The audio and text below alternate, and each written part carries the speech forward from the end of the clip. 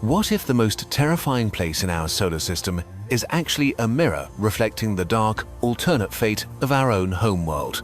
For centuries, humanity looked up at the night sky and saw a brilliant, glowing orb that we named after the Roman goddess of love. Because of its similar size, mass, and proximity to the Sun, early astronomers eagerly theorized that Venus was Earth's long-lost planetary twin. Beneath an impenetrable blanket of thick, white clouds, scientists and dreamers alike imagined a lush, tropical rainforest teeming with alien insects and reptiles. In the early days of the space race, before we turned our eyes to Mars, this mysterious neighboring planet commanded our collective imagination. Telescopes easily pierced the thin atmosphere of Mars to reveal a dead, dusty rock, but Venus stubbornly kept its secrets hidden from view. Those highly reflective clouds obstructed our vision, yet they also served as a promising indicator of a dense, potentially life-sustaining atmosphere below. The prevailing theory suggested that being closer to the Sun made the surface pleasantly warm, a true paradise hiding just next door. But a few skeptical minds, like the astronomer Carl Sagan, proposed a much darker hypothesis regarding the planet's unbroken, swirling cloud cover. Sagan warned that these clouds were likely the result of a runaway greenhouse effect that had tragically superheated the entire alien world. He proposed that the surface below the clouds was not a thriving jungle, but rather a scorched, desolate hellscape devoid of any life. There was only one way to uncover the truth and settle the debate forever. We had to build machines capable of visiting this world. The Soviet Union, already dominating the early milestones of the Cold War space race, set their sights on conquering our mysterious celestial neighbor. Driven by the desire for historical firsts and political supremacy, Soviet engineers began constructing the very first interplanetary probes to explore Venus. In a display of raw ambition, they strapped primitive robotic explorers onto massive ballistic missiles, equipped them with simple calculators, and launched them. The first two attempts, Venera 1 and Venera 2, managed to cross the vast emptiness of space and fly remarkably close to Venus. Unfortunately, both of these pioneering spacecraft suffered catastrophic system failures before reaching their destination, leaving scientists back on Earth with zero usable data. While the Soviets returned to their drawing boards, the American space agency NASA pushed forward with their own bold mission to the planet. In late 1962, the Mariner 2 probe successfully flew within 35,000 kilometers of Venus, completing the first planetary flyby in history. During a brief but intense 42-minute scan of the thick atmosphere, Mariner 2 returned deeply troubling data that would shatter our tropical dreams. Mariner 2 confirmed the worst. Temperatures on Venus reached 237 degrees Celsius, more than double the boiling point of water. The probe also discovered a massive cloud layer extending 80 kilometers high, a height that would reach the edge of space on Earth.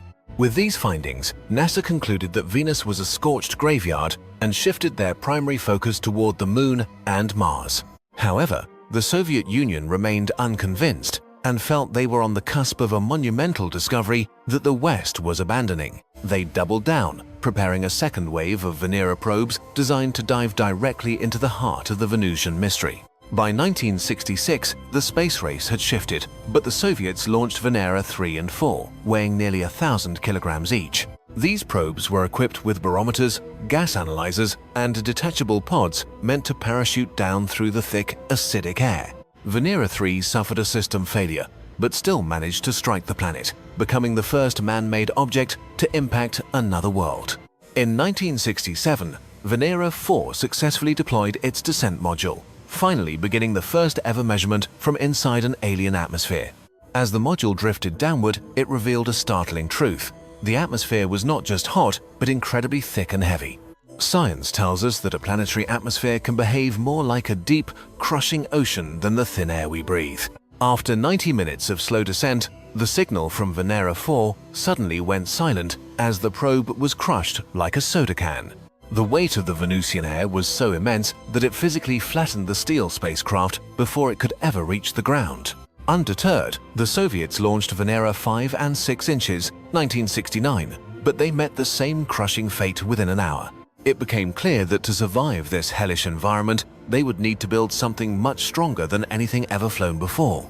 For Venera 7, engineers used a thick outer shell of steel reinforced by an internal sphere made of high-strength titanium. On August 17, 1970, Venera 7 entered the atmosphere, but its parachute failed, causing it to plummet toward the surface. It hit the ground at 61 kilometers per hour, yet against all odds, the titanium-reinforced heart of the probe survived the impact. For 23 minutes, the battered lander transmitted data from a surface where the temperature was a staggering 475 degrees Celsius. This was the heat of a wood-fired pizza oven, a place where lead would melt and no known life could exist. Despite the hellish findings of Venera 7, the Soviet Union refused to quit, driven by a desire to cement their legacy. By 1972, they launched Venera 8, which survived for nearly an hour and confirmed even more terrifying environmental data. The atmospheric pressure on the surface was measured at 92 times that of Earth, equivalent to being 1 kilometer underwater. To make matters worse, the thick lower atmosphere was found to be laced with clouds of caustic, skin-burning sulfuric acid. Imagine a world where the air is as heavy as the deep ocean, and the rain is literal car battery acid.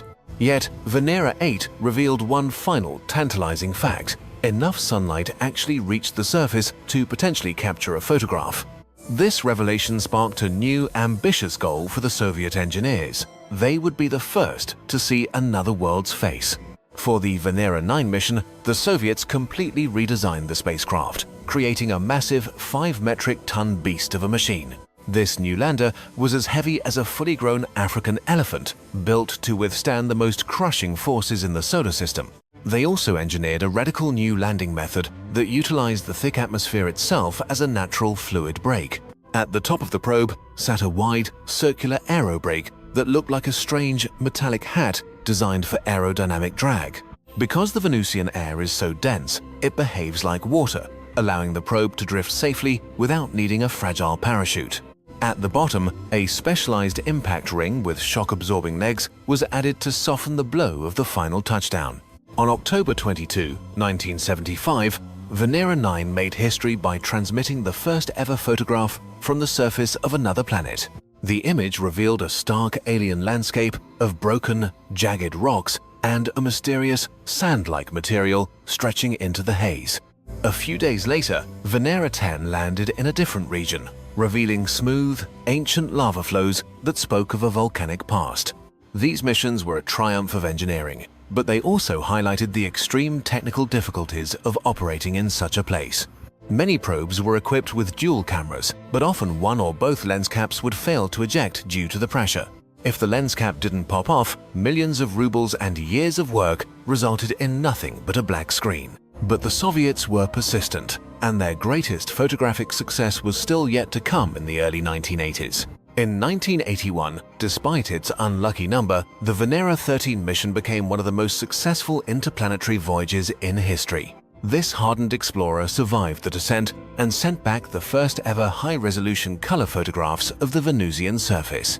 The images revealed a world bathed in an eerie orange-gold light, where the sky itself seemed thick with golden dust. Around the base of the lander, the ground was a flat expanse of orange-tinted rock, appearing remarkably like solidified volcanic ash.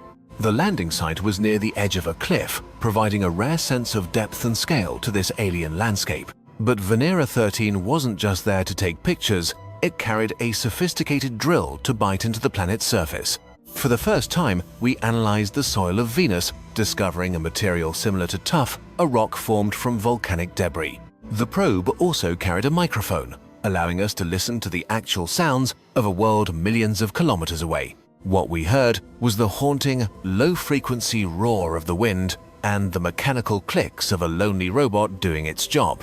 This audio remains some of the only sound ever recorded on the surface of another planet, a ghostly echo from a hellish twin. Shortly after, Venera 14 landed and confirmed that the surface was largely made of basalt, similar to Earth's ocean floors.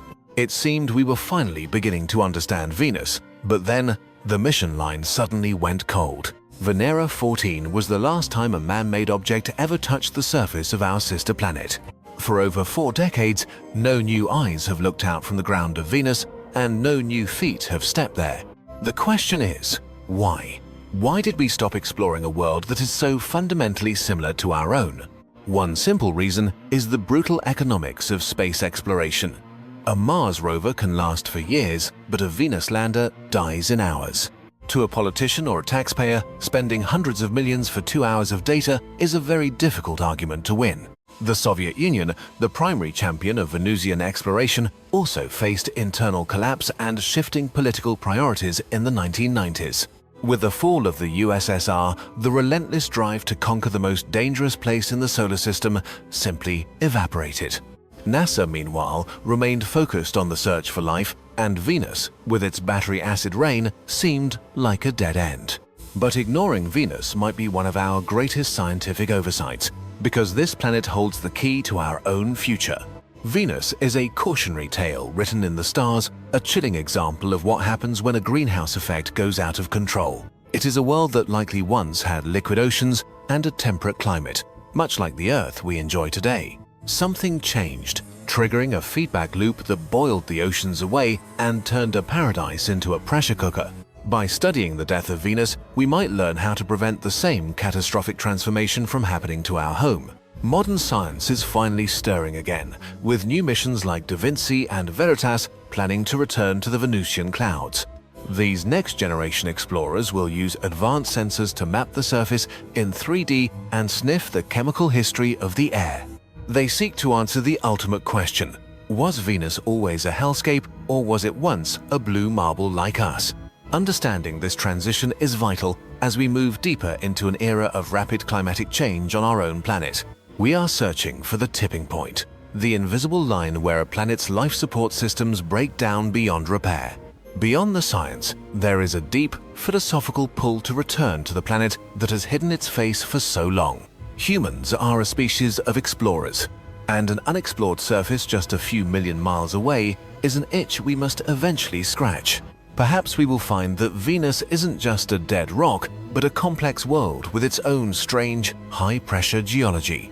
Some scientists even speculate about the possibility of microbial life floating in the cooler, temperate layers of the upper clouds. If life can exist in the acidic haze of Venus, it means life is far more resilient and common than we ever dared to hope. For now, the Soviet Venera probes remain as silent, metallic monuments on a world that tried its best to destroy them. They are the only witnesses to the crushing weight and scorching heat of a landscape that feels like another dimension. We may be decades away from a human footprint on those orange rocks, but the drive to know the unknown remains. As we look at the morning star, we aren't just looking at a goddess of love, but at a mirror of our own fragility. The mystery of Venus remains. Is it a glimpse into our distant past, or a terrifying preview of our inevitable future?